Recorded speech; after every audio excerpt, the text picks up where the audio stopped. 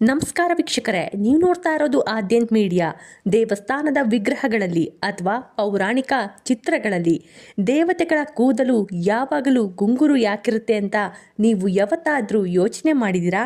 ಇದು ಕೇವಲ ಫ್ಯಾಷನ್ ಅಥವಾ ಸೌಂದರ್ಯದ ವಿಷಯ ಅಲ್ಲ. ಇದರ ಹಿಂದೆ ಅಡಗಿದೆ ಒಂದು ಅದ್ಭುತವಾದ ಆಧ್ಯಾತ್ಮಿಕ ರಹಸ್ಯ. ಅದನ್ನು ನಾನು ತಿಳಿಸ್ತೀನಿ. ನೀವು ಆದ್ಯಂತ್ ಮೀಡಿಯಾ ಚಾನಲ್ನ ಈಗಲೇ ಸಬ್ಸ್ಕ್ರೈಬ್ ಮಾಡ್ಕೊಳ್ಳಿ, ವಿಡಿಯೋನ ಕೊನೆವರೆಗೂ ನೋಡಿ. ನಿಮಗೆ ಏನಾದರೂ ಗುಂಗುರು ಕೂದಲಿದೆಯಾ? ಮೇಂಟೈನ್ ಮಾಡೋದು ತುಂಬ ಕಷ್ಟ ಅನ್ಸುತ್ತಾ? ಹಾಗಂತ ಖಂಡಿತವಾಗ್ಲೂ ಬೇಜಾರು ಮಾಡ್ಕೋಬೇಡಿ. ಗುಂಗುರು ಕೂದಲನ್ನ ಹೊಂದಿರುವವರೇ ಅದೃಷ್ಟವಂತರು. ಅದು ಯಾಕೆ ಗೊತ್ತಾ? ಇಲ್ಲಿ ಕೇಳಿ. ನಮ್ಮ ಹಿಂದೂ ಧರ್ಮದಲ್ಲಿ ಶಿವನಂತೆ ವಿಷ್ಣುವಿಲ್ಲ, ವಿಷ್ಣುವಿನಂತೆ ಬ್ರಹ್ಮನಿಲ್ಲ, ಲಕ್ಷ್ಮಿಯಂತೆ ಸರಸ್ವತಿ ಇಲ್ಲ, ಸರಸ್ವತಿಯಂತೆ ಪಾರ್ವತಿ ಇಲ್ಲ. ಎಲ್ಲರ ರೂಪಗಳು ಕೂಡ ವಿಭಿನ್ನವಾಗಿವೆ. ಕೆಲವೊಂದು ದೇವರು ವಿವಿಧ ಕೈಗಳನ್ನು ಹೊಂದಿದ್ರೆ ಇನ್ನು ಕೆಲವೊಂದು ದೇವರುಗಳು ವಿಶಿಷ್ಟವಾದ ತಲೆಯನ್ನ, ದೇಹವನ್ನ ಹೊಂದಿರುತ್ತೆ. ಅವರ ಕೂದಲು ಕೂಡ ವಿಶೇಷ ರೀತಿಯಲ್ಲೇ ಇರುತ್ತೆ. ಅದರಲ್ಲೂ ಕೂಡ ಗುಂಗುರು ಕೂದಲು. ಗುಂಗುರು ಕೂದಲು ದೈಹಿಕ ಸೌಂದರ್ಯ ಮತ್ತು ಆಕರ್ಷಣೆಯ ಸಂಕೇತ ಎಂದು ಹೇಳಲಾಗುತ್ತೆ. ಪುರಾಣಗಳ ಪ್ರಕಾರ ದೇವತೆಗಳು ಸಕಲ ಲಕ್ಷಣ ಸಂಪನ್ನರು. ಗುಂಗುರು ಕೂದಲನ್ನ ಅತ್ಯಂತ ಸೌಂದರ್ಯವಾದ ಮತ್ತು ಮೃದುವಾದ ಲಕ್ಷಣವೆಂದು ಪರಿಗಣಿಸಲಾಗುತ್ತೆ. ಇದನ್ನ ಸಂಸ್ಕೃತದಲ್ಲಿ ಕುಂಚಿತ ಕೇಶ ಎಂದು ಕರೆಯಲಾಗುತ್ತೆ. ಇದು ಅವರ ದೈವಿಕ ಆಕರ್ಷಣೆಯನ್ನ ಹೆಚ್ಚಿಸುತ್ತೆ.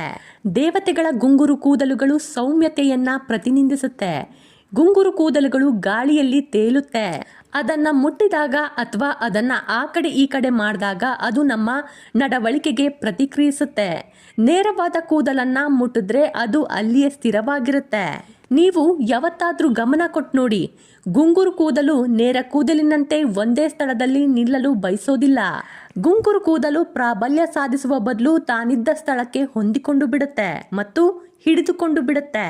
ಪ್ರೀತಿಗೆ ಸ್ಪಂದನೆ ಬಹಳನೇ ಮುಖ್ಯ. ಆ ಸ್ಪಂದನೆಯನ್ನ ನಾವು ಗುಂಗುರು ಕೂದಲಲ್ಲಿ ನೋಡಬಹುದು. ಹಾಗಾಗಿ ಗುಂಗುರು ಕೂದಲನ್ನ ಪ್ರೀತಿಯ ಸಂದೇಶ ಎಂದು ಹೇಳಲಾಗುತ್ತೆ. ಇನ್ನೊಂದು ಇಂಟ್ರೆಸ್ಟಿಂಗ್ ವಿಷಯ ಅಂದರೆ, ವಿಜ್ಞಾನ ಮತ್ತು ಆಧ್ಯಾತ್ಮದ ದೃಷ್ಟಿಕೋನದಲ್ಲಿ ಸುರುಳಿ ಆಕಾರವು ಶಕ್ತಿಯ ಸಂಕೇತವಾಗಿದೆ. ಬ್ರಹ್ಮಾಂಡದ ಗ್ಯಾಲಕ್ಸಿಗಳಿಂದ ಹಿಡಿದು ನಮ್ಮ DNA ವರೆಗೆ ಎಲ್ಲವೂ ಸುರುಳಿ ಆಕಾರದಲ್ಲಿದೆ. ದೇವತೆಗಳ ಗುಂಗುರು ಕೂದಲು ಅವರ ಅನಂತ ಶಕ್ತಿಯನ್ನ ಹೊಂದಿದೆ ಎಂದು ಸೂಚಿಸುತ್ತೆ. ವಿಜ್ಞಾನದ ದೃಷ್ಟಿಯಲ್ಲಿ ಸುರುಳಿ ಆಕಾರವು ಅತಿ ಕಡಿಮೆ ಜಾಗದಲ್ಲಿ ಅತಿ ಹೆಚ್ಚು ಶಕ್ತಿಯನ್ನ ಹಿಡಿದುಕೊಳ್ಳುವ ಸಾಮರ್ಥ್ಯ ಹೊಂದಿದೆ. ದೇವತೆಗಳ ಗುಂಗುರು ಕೂದಲು ಅವರಲ್ಲಿರುವಂತಹ ಅಪಾರವಾದ ಕಾಸ್ಮಿಕ್ ಶಕ್ತಿಯ ಹೊರಸೂಸುವಿಕೆಯನ್ನ ಪ್ರತಿನಿಧಿಸುತ್ತೆ. ಸಂಸ್ಕೃತದಲ್ಲಿ ದೇವತೆಗಳ ಕೂದಲನ್ನ ಕುಂಚಿತ ಕೇಶ ಅಂತ ಕರೀತಾರೆ ಅಂತ ಮೊದಲೇ ತಿಳಿಸಿದ್ದೆ. ಕೂದಲು ನಮ್ಮ ದೇಹದ ಆಂಟೇನದಂತೆ ಕೆಲಸ ಮಾಡುತ್ತೆ. ಗುಂಗುರು ಕೂದಲು ಬ್ರಹ್ಮಾಂಡದ ಕಂಪನಗಳನ್ನ ಸುಲಭವಾಗಿ ಗ್ರಹಿಸುತ್ತೆ. ದೇವತೆಗಳು ವಯಸ್ಸಾದಂತೆ ಅಥವಾ ವಿಕಾರತೆಯನ್ನ ಹೊಂದಿಲ್ಲವಾದ್ದರಿಂದ ಸುರುಳಿ ಕೂದಲು ನಿತ್ಯ ನೂತನ ಸೌಂದರ್ಯದ ಮತ್ತು ಯೌವನದ ಸಂಕೇತ. ನಮ್ಮ ಹಳೆಯ ದೇವಸ್ಥಾನಗಳು ಅಂದರೆ ಹೊಯ್ಸಳ ಅಥವಾ ದ್ರಾವಿಡ ಶೈಲಿ ದೇವಸ್ಥಾನಗಳಲ್ಲಿ ನೀವು ಗಮನಿಸಿದ್ರೆ ಕಲ್ಲಿನಲ್ಲಿ ಕೂದಲಿನ ವಿನ್ಯಾಸವನ್ನ ಬಿಡಿಸುವಾಗ ಗುಂಗುರು ಕೂದಲು ಹೆಚ್ಚು ಆಕರ್ಷಕವಾಗಿ ಮತ್ತು ವಿವರವಾಗಿ ಕಾಣುತ್ತೆ. ನೇರವಾಗಿ ಕೂದಲನ್ನ ಕಲ್ಲಿನಲ್ಲಿ ಕೆತ್ತೋದಕ್ಕಿಂತ ಸುರುಳಿ ಆಕಾರದ ಕೂದಲನ್ನ ಕೆತ್ತಿದಾಗ ಅದು ಹೆಚ್ಚು ನೈಜವಾಗಿ ಮತ್ತು ಭವ್ಯವಾಗಿ ಕಾಣುತ್ತೆ. ಸಾಮಾನ್ಯ ಮನುಷ್ಯನಿಗಿಂತ ವಿಭಿನ್ನತೆಯನ್ನ ತೋರಿಸಲು ದೇವತೆಗಳಿಗೆ ಅತೀಂದ್ರಿಯ ಸೌಂದರ್ಯದ ಲಕ್ಷಣವಾದ ಗುಂಗುರು ಕೂದಲನ್ನ ನೀಡಲಾಯಿತು. ಕೂದಲು ದೇವತೆಗಳ ಸಂಕಲ್ಪ ಮತ್ತು ಶಕ್ತಿಯ ಒಂದು ರೂಪಕವಾಗಿ ಬಳಕೆಯಾಗ್ತಾ ಇದೆ. ಭಗವಾನ್ ಕೃಷ್ಣನ ಗುಂಗುರು ಕೂದಲು ಅವನ ಲೀಲೆ ಮತ್ತು ಆಕರ್ಷಕ ವ್ಯಕ್ತಿತ್ವವನ್ನ ಎತ್ತಿ ತೋರಿಸುತ್ತೆ. ಕೃಷ್ಣನ ಹಣೆಯ ಮೇಲೆ ಬಿದ್ದಿರುವ ಸಣ್ಣ ಸಣ್ಣ ಗುಂಗುರು ಕೂದಲನ್ನ ಚೂರ್ಣ ಕುಂತಲ ಅಂತ ಕರೀತಾರೆ. ಈ ಕೂದಲುಗಳು ಅವನ ದೈವಿಕ ಮೋಡಿಯನ್ನ ಹೆಚ್ಚಿಸುತ್ತೆ ಮತ್ತು ಭಕ್ತರನ್ನ ಆಕರ್ಷಣೆಗೊಳಿಸುತ್ತೆ. ವಿಷ್ಣು ಮತ್ತು ಕೃಷ್ಣನ ರೂಪಗಳಲ್ಲಿ ಗುಂಗುರು ಕೂದಲು ಕೇವಲ ಅಲಂಕಾರವಲ್ಲ, ಅದು ಅವರ ಲೀಲೆ ಮತ್ತು ಚೇಷ್ಟೆಯ ಸ್ವಭಾವವನ್ನ ಸೂಚಿಸುತ್ತೆ. ಶಿವನು ಕಟ್ಟಿರುವ ಜಟೆಯು ಗಂಗೆಯ ಹರಿವನ್ನ ನಿಯಂತ್ರಿಸುತ್ತೆ. ಸ್ವರ್ಗದಿಂದ ಇಳಿದು ಬಂದಿರುವ ಗಂಗೆಯ ವೇಗವು ಭೂಮಿಯನ್ನ ನಾಶ ಮಾಡುವಷ್ಟು ಪ್ರಬಲವಾಗಿತ್ತು. ಶಿವನು ತನ್ನ ಗುಂಗುರು ಜಟೆಗಳ ಮೂಲಕ ಆ ವೇಗವನ್ನ ಬಂಧಿಸಿ ಭೂಮಿಗೆ ಪೂರೈಕೆಯಾಗುವಂತೆ ಸಣ್ಣ ಧಾರೆಗಳಾಗಿ ಹರಿಸಿದನು. ವೈಜ್ಞಾನಿಕವಾಗಿಯೂ ಕೂಡ ಸುರುಳಿ ಆಕಾರದ ರಚನೆಯು ಅತಿ ಹೆಚ್ಚಿನ ಒತ್ತಡ ಮತ್ತು ಶಕ್ತಿಯನ್ನ ಹೀರಿಕೊಳ್ಳುವ ಸಾಮರ್ಥ್ಯವನ್ನ ಹೊಂದಿದೆ. ಕಾಳಿ ಅಥವಾ ದುರ್ಗಾದೇವಿ ಪ್ರಕೃತಿಯ ಸಂಕೇತ. ಕಾಳಿ ಬಿಟ್ಟಿರುವಂತಹ ಗುಂಗುರು ಕೂದಲನ್ನ ವೈಲ್ಡ್ ಎನರ್ಜಿ ಅಂತ ಕರೀತಾರೆ. ಪ್ರಕೃತಿಯು ತನ್ನ ಮೂಲ ರೂಪದಲ್ಲಿ ಎಷ್ಟು ಸೌಂದರ್ಯವಾಗಿರುತ್ತೋ ಅಷ್ಟೇ ಭಯಾನಕವಾಗಿರುತ್ತೆ. ಕಾಳಿದೇವಿ ಅಂದ್ರೇನೆ ಕಾಲ ಎಂದರ್ಥ.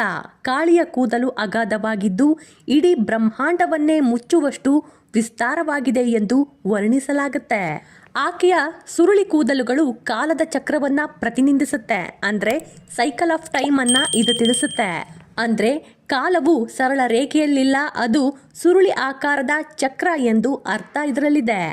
ದೇವತೆಗಳ ಗುಂಗುರು ಕೂದಲು ಅವರಲ್ಲಿರುವಂತಹ ಅಪಾರವಾದ ಪ್ರಾಣಶಕ್ತಿ ಅಥವಾ ವಿಶ್ವಶಕ್ತಿಯನ್ನ ಪ್ರತಿನಿಧಿಸಿ ಸುರುಳಿಗಳು ಶಕ್ತಿಯ ಕೇಂದ್ರಗಳೆಂದು ಹೇಳಲಾಗುತ್ತೆ. ಮಹಾಭಾರತದಲ್ಲಿ ಅರ್ಜುನನನ್ನ ವೈಶಿಷ್ಟ್ಯತೆಯನ್ನ ಗುರುತಿಸಲು ಮತ್ತು ಅವನ ವ್ಯಕ್ತಿತ್ವದ ಸೌಂದರ್ಯವನ್ನ ಹೆಚ್ಚಿಸಲು ಆತನ ಗುಂಗುರು ಕೂದಲಿನ ಉಲ್ಲೇಖವಿದೆ.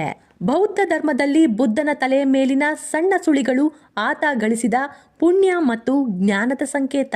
ಭಾರತೀಯ ಶಿಲ್ಪಕಲೆಯಲ್ಲಿ ಈ ಶೈಲಿಯ ದೈವಿಕತೆಯ ಸಂಬಂಧಿಸಿದ ಒಂದು ವಿಶಿಷ್ಟ ವಿನ್ಯಾಸವಾಗಿ ಬೆಳೆದು ಬಂದಿದೆ. ಇನ್ನು ಸಾಮಾನ್ಯ ಮಾನವರ ವಿಷಯಕ್ಕೆ ಬಂದ್ರೆ ಜ್ಯೋತಿಷ್ಯ ಶಾಸ್ತ್ರದ ಪ್ರಕಾರ ಸ್ವಾಭಾವಿಕ ಗುಂಗುರು ಕೂದಲು ಹೊಂದಿರುವವರು ಶುಕ್ರ ಗ್ರಹದ ಅನುಗ್ರಹಕ್ಕೆ ಪಾತ್ರರಾಗಿರ್ತಾರೆ ಎಂದು ಹೇಳಲಾಗುತ್ತೆ. ದೇವತೆಗಳಲ್ಲಿ ಈ ವೈಶಿಷ್ಟ್ಯವು ಅವರ ಅಪಾರ ಆಕರ್ಷಣೆ ಮತ್ತು ಸಮೃದ್ಧಿಯನ್ನ ಪ್ರತಿಬಿಂಬಿಸುತ್ತೆ. ದಟ್ಟವಾದ ಮತ್ತು ಗುಂಗುರು ಕೂದಲು ಆರೋಗ್ಯ ಮತ್ತು ಸಮೃದ್ಧಿಯ ಸಂಕೇತ. ಲಕ್ಷ್ಮೀ ದೇವಿಯ ಆಶೀರ್ವಾದದ ಸಂಕೇತ. ಇದು ವ್ಯಕ್ತಿಯ ಆಕರ್ಷಣೆ ಮತ್ತು ಸಂಪತ್ತನ್ನ ಸೂಚಿಸುತ್ತೆ. ಮಾನವನ ಮೆದುಳು ಅತ್ಯಂತ ಶಾಖ ಸಂವೇದನಶೀಲ ಅಂಗವಾಗಿದೆ. ಗುಂಗುರು ಕೂದಲು ಚರ್ಮಕ್ಕೆ ಅಂಟಿಕೊಳ್ಳದೆ ತಲೆಯ ಮೇಲೆ ಒಂದು ಗಾಳಿಯ ಪದರವನ್ನ ಸೃಷ್ಟಿಸುತ್ತೆ. ಇದು ಸೂರ್ಯನ ನೇರ ಶಾಖವನ್ನ ಮೆದುಳಿಗೆ ತಲುಪದಂತೆ ತಡೆಯುವ ಏರ್ ಕಂಡೀಷನರ್ನಂತೆ ಕೆಲಸ ಮಾಡುತ್ತೆ. ಗುಂಗುರು ಕೂದಲು ಸೂರ್ಯನ ಕಿರಣಗಳನ್ನ ತಡೆಯುವಂತಹ ಸಾಮರ್ಥ್ಯವನ್ನ ಹೊಂದಿದೆ. ತಲೆಯನ್ನ ತಂಪಾಗಿಸಲು ದೇಹವು ಹೆಚ್ಚು ಬೆವರುವ ಅಗತ್ಯ ಇರೋದಿಲ್ಲ. ಇದರಿಂದ ಪ್ರಾಚೀನ ಮಾನವರು ಬಿಸಿಲಿನಲ್ಲಿ ಓಡಾಡುವಾಗ ದೇಹದಲ್ಲಿನ ನೀರಿನಾಂಶವನ್ನ ಉಳಿಸಿಕೊಳ್ಳಲು ಸಾಧ್ಯವಾಯಿತು. ಕೂದಲಿನ ಬುಡವು ಸಂಪೂರ್ಣ ಗೋಲಾಕಾರದಲ್ಲಿದ್ರೆ ಕೂದಲು ನೇರವಾಗಿರುತ್ತೆ. ಅದೇ ಬುಡವು ಚಪ್ಪಟೆಯ ಆಕಾರದಲ್ಲಿದ್ರೆ ಕೂದಲು ಗುಂಗುರಾಗಿ ಬೆಳೆಯುತ್ತೆ. ಗುಂಗುರು ಕೂದಲು ಸಾಮಾನ್ಯವಾಗಿ ಪ್ರಬಲ ಗುಣಲಕ್ಷಣವನ್ನ ಹೊಂದಿದೆ. ಪೋಷಕರಲ್ಲಿ ಒಬ್ಬರಿಗೆ ಗುಂಗುರು ಕೂದಲಿದ್ದಲ್ಲಿ ಮಕ್ಕಳಿಗೂ ಅದು ಬರುವ ಸಾಧ್ಯತೆ ಹೆಚ್ಚಾಗೇ ಇರುತ್ತೆ. ಇಷ್ಟೆಲ್ಲ ವಿಷಯಗಳು ನಿಮಗೆ ಗೊತ್ತಾದ ಮೇಲೆ ಗುಂಗುರು ಕೂದಲು ಅಥವಾ ಕರ್ಲಿ ಹೇರ್ಸ್ ಅಂತ ಏನು ಕರೀತಾರೆ ಅದು ನಿಮಗೆ ಬಂದಿರೋದು ನಿಮ್ಮ ಪುಣ್ಯ. ನೀವು ನಿಜಕ್ಕೂ ಕೂಡ ಲಕ್ಕಿ ಪರ್ಸನ್. ನನ್ನ ವಿಡಿಯೋಗಳು ನಿಮಗೆ ಇಷ್ಟ ಆಗ್ತಾ ಇದ್ರೆ ಲೈಕ್ ಮಾಡಿ, ಶೇರ್ ಮಾಡಿ, ಸಬ್ಸ್ಕ್ರೈಬ್ ಮಾಡೋದನ್ನು ಮಾತ್ರ ಮರಿಲೇಬೇಡಿ. ಧನ್ಯವಾದಗಳು.